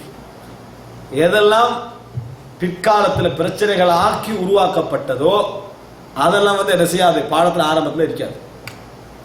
எதெல்லாம் பிரச்சனைகளை ஆக்கப்பட்டதோ அதை நம்ம படிக்க மாட்டோம் இன்ஷா அல்லாஹ். அதை நாங்க ஒரு பகுதியாக வைத்து ஒன்றில் அது ஒரு மேலதிக வகுப்பாக, தொடர்ச்சியில மேலதிக வகுப்பாக அல்லது ஒரு கேள்வி பதிலாக அது நடத்தப்படும் இன்ஷா அல்லாஹ். ஆங்காங்கே மிக முக்கியமாக அது இல்லாம இதை பேச முடியாது என்று நிர்பந்தமான இடங்களில் தவிர மற்ற இடங்கள்ல தவிர பயன்படுத்த மாட்டோம். அந்த இடங்கள்ல மட்டும் என்ன செய்யலாம், உதாரணமா சில நேரங்கள்ல அஸ்மாவ சிஃபாத் அல்லாஹ்வுடைய பண்புகள் பெயர்கள் பத்தி படிக்கிற டைம்ல அதை பேசியே ஆகணும். இந்த மாதிரி கட்டங்களை மட்டும் என்ன செய்யும், அதை நாங்கள் யூஸ் பண்ணுவோம். இடத்தை நீங்க அடிப்படையாக புரிஞ்சுக்கங்க. நான் இப்போ இவ்வளவு சொன்னத்தை ஓடரா சொல்லலாமா, 3 ஞாபகம் வச்சிருப்பீங்க, 1 2 3 வரைக்கும் நம்பர் ஞாபகம் வச்சிருப்பீங்க. அப்புறம் 4 5 6 கொஞ்சம் ஓவரா போகுது போல, என்னன்னு கூட்டு ரெக்கார்ட் பண்றதை விளங்கிட்டா அப்படி இல்லை. மிச்சம் ரஃபா நீங்க இதை யோசிக்கிறதுக்கு கொண்டும் இல்லை. நான் சுருக்கமாக உங்களுக்கு சொல்றதாக இருந்தால், ஃபர்ஸ்ட் நபித்தோழர்கள் மொழி அவர்களுடைய இயல்பாக இருந்ததுனாலும், வகி நேரடியாக இறங்கி கொண்டிருந்ததுனாலும், வேறு வேறு கலைகள் அவங்களோட சிந்தனையில இல்லாததுனாலும், சிறப்பாக குர்ஆனையும் சுன்னாவையும் அதை உரிய வடிவில் வேறு வேறு கேள்விகள் இல்லாமல் விளங்கினதுனால அக்கீதா என்பது இயற்கையாக இருந்தது. பிற்காலத்தில் வேறு அறிவுகளும் வேறு கலைகளும் வேறு சிந்தனை முறைமைகளும் எங்களோட சிந்தனை தாக்கம் செலுத்தினால் இந்த சமுதாயத்தில் சில விஷயங்கள்ல கொஞ்சம் ஆழமாக வாத பிரதிவாதங்களோட கேள்வி கேட்க ஆரம்பித்தது தான் இந்த பிரச்சனைகளுடைய விளைவு. 2 மூன்றாவது, இது நான் வேற ஆர்டர்ல சொல்றேன். மூன்றாவது, பிரச்சனைகள் ஒவ்வொரு காலகட்டத்திலையும் தொடர்ந்து கொண்டே இருப்பதனால அக்கீதாவுடைய பகுதி கடத்து கொண்டுதான் என்ன செய்யும் போகும், அதுல சந்தேகமே கிடையாது. அதே போல அகீதா என்ற சொல் அடிப்படையில் எடுத்துக்கொண்டீங்கன்னு சொன்னா அது குர்ஆன் சுன்னால வந்த சொல் அல்ல. ஆரம்ப காலத்துல சுன்னா ஷரியா இவைகள் தான் பயன்படுத்தப்பட்டிருக்கிறது. எப்பயும் நம்ம அழகாக புரிஞ்சு கொள்ள வேண்டிய ஒரு விஷயம், சொற்கள் எந்த முறையில பயன்படுத்தப்பட்டதோ அது அப்படி விளங்குவதைத்தான் எங்களோட வடிவங்கள் பாதுகாக்கப்படும். இல்லை என்று சொன்னா நான் அந்த மெசேஜை உதாரணமா சொன்னேன், உருவங்கள் எல்லாம் தலைகீழ என்ன செஞ்சிடும், மாறி போகக்கூடிய நிறைய வாய்ப்பு உண்டு. இந்த மாதிரியான விஷயங்களால தான் அக்கீதா கடத்து போயிருக்கிறத, இதை ஒதுக்கி வச்சு போட்டு ஒதுக்க கூடாது, நிறைய தேவைப்படும். ஆனா அட்வான்ஸாக போகும்போது அதை போடுறதே இருக்கிறதே பாதிப்பை ஏற்படுத்தும்ன்றதுனால பேசிக்லி இது கொஞ்சம் கொஞ்சமா நம்ம படிச்சுட்டு வந்தோம்டா நிறைய மாற்றங்களை என்ன செய்யும் அது ஏற்படுத்தும்ன்றதை புரிஞ்சுக்கொள்ளணும். அன்புள்ள சகோதரர்களே, இப்போ இன்றைக்கு அக்கீதா தஹாவியாக்குள்ள முழுமையாக என்ன செய்யலாது போக முடியாது என்றாலும் அறிமுகத்துக்குள்ள என்ன செஞ்சிருவோம், 10 நிமிடங்கள் எஞ்சி இருப்பதனால அறிமுகத்துக்குள்ள என்ன செஞ்சிருவோம் போயிடும். கரெக்டா 8 மணிக்கு ஆரம்பிக்கும், 9 மணிக்கு என்ன செஞ்சிருவோம் முடிஞ்சிடும் இன்ஷா அல்லாஹ். இதுல என்னன்னு சொன்னால் அகீதத்து தஹாவியா பாருங்க, அகீதத்து தஹாவியா என்றே இதுக்கு பெயர் சூட்டி அழைப்பதிலே அஹ்லு சுன்னா அறிஞர்கள் உறுதியாகிறார். குர்ஆன் சுன்னாவை பேசக்கூடிய அறிஞர்கள் அதை அகீதத்து அஹ்லி சுன்னா வல் ஜமாஅன்னு சொல்ல மாட்டாங்க. அந்த புத்தகத்துக்கு அகீதத்து தஹாவியா இதே அஹ்லு சுன்னா வல் ஜமாவுடைய அகீதா, அதாவது குர்ஆன் சுன்னாவை பின்பற்றக்கூடிய மக்களுடைய அகீதான்னு அதுக்கு பேர் சூட்ட மாட்டாங்க. அகீதத்து தஹாவியாண்டே அந்த நூலுக்கு என்ன செய்வாங்க, பேர் சொல்லிக்கொண்டே இருப்பாங்க. என்ன காரணம் சொல்லுங்க பாப்போம். அகீதத்து தஹாவியாவில் குர்ஆன் சுன்னாவுக்கு முரணான சில இடங்கள் இருக்கின்றன. அகீதா தஹாவியால குர்ஆன் சுன்னாவுக்கு முரணான சில இடங்கள் இருக்கின்றன. இன்ஷா அல்லாஹ் உங்களுக்கு அந்த இடம் வரக்குள்ளன்னு செய்வேன், நான் நோட் பண்ணுவேன். அதனாலதான் நிறைய வேற சில நூல்களை அகீதத்து அஹ்லு சுன்னா வல் ஜமாஅன்னு தாராளமா என்ன செய்வாங்க சொல்லுவாங்க. ஆனா இன்னும் இந்த மாதிரியான நூல்களை அகீதத்து தஹாவியான்னு என்ன செய்வாங்க சொல்லுவாங்க. அதை அஹ்லு சுன்னா வல் ஜமாஅவுடைய அகீதான்னு முழுமையா சொல்ல மாட்டாங்க. ஆனா அஹ்லு சுன்னா வல் ஜமாஅ அகீதா தான் பேசுது, குர்ஆன் சுன்னா அடிப்படையிலான அகீதா தான் பேசுது. சில இடங்கள் என்ன செஞ்சுட்டாரு, அதுல அவர் மாறிட்டார். அதனால இந்த அகீதா அஹ்லு சுன்னா வல் ஜமாஅ நீங்க பாத்தீங்க, இந்த அகீதா தஹாவியா பாத்தீங்கன்னா அஷ்அரியாக்களும் விளக்கம் சொல்லிப்பாங்க, இதுதான் சரியான அகீதா, எது அகீதா தஹாவியா.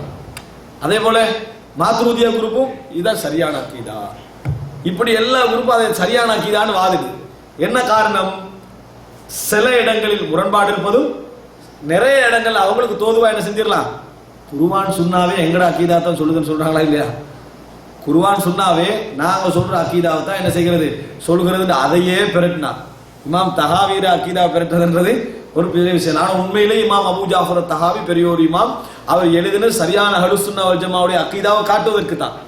மனிதரின் அடிப்படையில் அவர் என்ன செஞ்சாரு, அந்த அகீதாவுடைய விஷயத்தில் அகீதா நூலே பிழைவிட்டார், அகீதா நூலையே பிழைவிட்டார். அகீதத்து தஹாவியா என்ற நூலில் நல்லா புரிஞ்சுக்கணும், குர்ஆன் சுன்னாவுக்கு முரணான சில இடங்கள் இருக்கின்றன.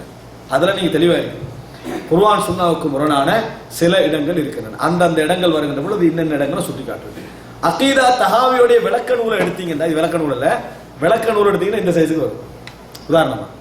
ஆனா அதனுடைய மத்தன் அவர் எழுதினாரே அதை எடுத்தீங்கன்னா இவ்வளவுதான் வரும்.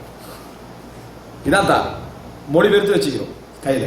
நான் கொண்டு வந்து தருவோம்னு நினைச்சிட்டோம். நீங்களாம் தொடர்ந்து கிளாஸுக்கு வரணும்னு மிகவும் ஆசையாகிறேன்.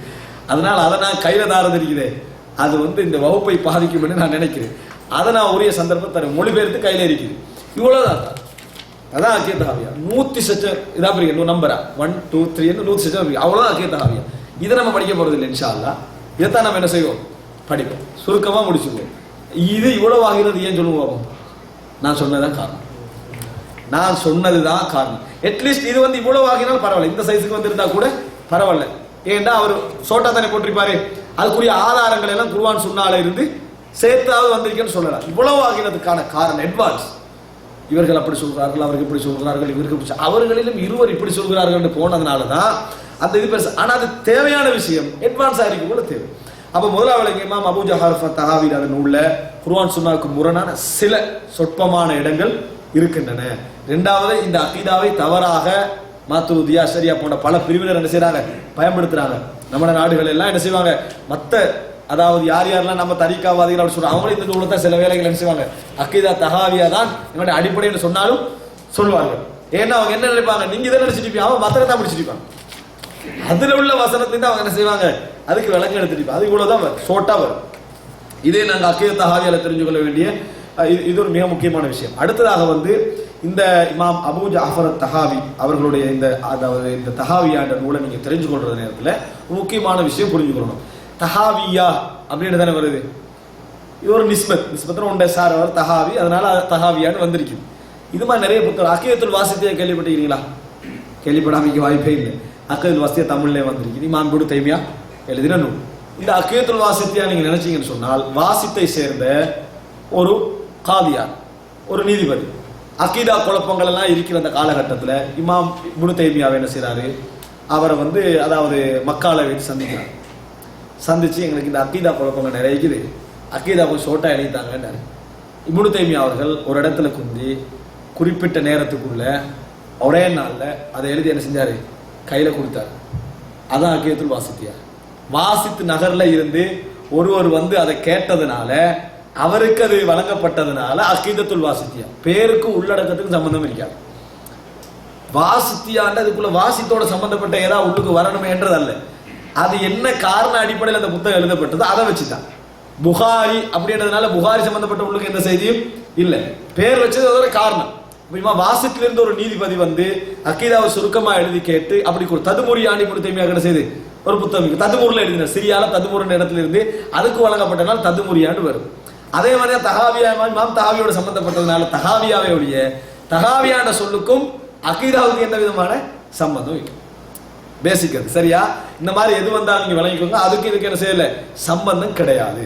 இது ஒரு பெயர், அகீதா தஹாவியாண்ட பேர்ல அழைக்கப்படுகிறது. ஆனா அகீதா தஹாவியா வண்டி அதை நிஸ்பத்து செஞ்சு அழைச்சதான காரணம் என்ன, இதுல குர்ஆன் சுன்னாவுக்கு முரணான சில இடங்கள் அதுல இருந்து கொண்டிருப்பதனாலதான் அப்படி அழைத்திருக்கிறார்கள். நீங்க என்ன செய்யணும், புரிஞ்சுக்கணும். அடுத்ததாக இமாம் அபூ ஜஅஃபர் தஹாவி விஷயத்தை நீங்க தெரிஞ்சு கொள்ள வேண்டிய அடுத்த அம்சம் என்னன்னு சொன்னால், இந்த இமாம் அபூ ஜஅஃபர் தஹாவி அவர்கள் ஹனஃபி மதுஹபை சேர்ந்தவர்கள். அவர்கள் ஹனஃபி மதுஹபை சேர்ந்தவர்கள்.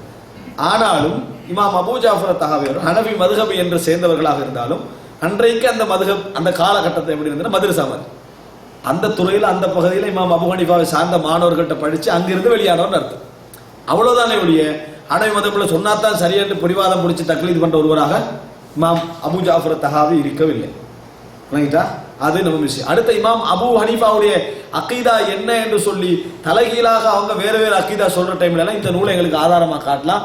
இமாம் அபூ ஹனீஃபாவோட அகீதாவை பொறுத்த வரைக்கும் நாங்க எப்படி குர்ஆன் சொன்ன அடிப்படையில் நம்புறோமோ அப்படித்தான் இருந்த இடத்துக்கு இந்த நூல் என்னது பெரிய ஒரு ஆதாரம். காரணம், அவர் அந்த நூலை ஆரம்பிக்கின்ற பொழுது எப்படி ஆரம்பிக்கிறார் என்று சொன்னால், இந்த அகீதா இப்ப நான் எழுதுகின்ற இந்த அகீதா குர்ஆன் சொன்ன அடிப்படையிலான இந்த அகீதாவை தான் இமாம் அபூ ஹனீஃபா அவர்களது மாணவர்கள் எல்லோரும் என்ன செய்தாங்க, நம்பி இருந்தார்கள். முன்னுரையோட தான் என்ன செய்யறாரு, அதை ஆரம்பிக்கிறார். இன்ஷா அல்லாஹ் இந்த ஆரம்ப அறிமுகத்துல நீங்க நிறைய விஷயங்கள் உள்ளடக்கி எடுத்திருப்பீங்க. இதுல கஷ்டமான பகுதிகளாக இருந்தாலும், எந்த ஒரு பாடமாக இருந்தாலும், திருப்பி திருப்பி மீட்டினா தான் பதியும். நீங்கள் அதை ஒரு பதிவை இந்த சிடி வார டைமில் இது சிடி போடுறவங்களாக இருந்தால் நீங்கள் எடுத்து கேட்டு இல்லை நெட்டில் வந்துடும். ஒன்று suvanachole.com வரும், அல்லது தமிழ் குர்ஆன் வேட் பை வேட் அந்த வெப்சைட்டில் இணையதளத்தில் பிளாக் ஸ்பாட்டில் வரும். இந்த 2 இணையதளங்களையும் இந்த வீடியோ என்ன செய்யும், அப்லோட் ஆகும். உங்களுக்கு அதுலேருந்து என்ன செய்யலாம், அதாவது டவுன்லோட் செஞ்சு எடுத்துக்கண்டு அதை திருப்பி திருப்பி நீங்கள் அதை கேட்டீங்கன்னு சொன்னால் இதில் நிறைய பிரயோஜனம் இருக்கும். அந்த அசல் என்ன செஞ்சிடும், பதிஞ்சிடும். இன்ஷா அல்லாஹ் வரக்கூடிய அடுத்த திங்கள் தொடரில் இருந்து நேரம் நாங்கள் என்ன செய்கிறோம், அந்த வசனங்களுக்குள்ள இறங்கிறோம். இமாம் இப்னு அபூ ஜஹர் தஹாவி இஸ்லாமிய அக்கீதாவை என்ன செஞ்சுக்கிறாரு, ஷோட்டா வேட் பை அந்த ஒவ்வொரு வசனமா தொகுத்திக்கிறாரு. அந்த வசனத்தையும் அதுக்குரிய ஆதாரங்களை மட்டும்தான் படிப்போம் இன்ஷா அல்லாஹ். அதுல வேற எந்த பிரிவுகளுடைய சப்ஜெக்ட் என்ன செய்யாது, வராது. இன்றியமையாத தவிர்க்க முடியாத இடங்களிலே தவிர மற்றபடி என்ற அளவுக்கு அது தவிர்க்கப்பட்டு போகும். குர்ஆன் சுன்னா ஹதீஸுடைய செய்திகளே வந்து கொண்டிருக்கு. இதை இன்ஷா அல்லாஹ் மனதில் பதிவு வச்சுக்கோங்க. ஒரு 2-3 நிமிஷம்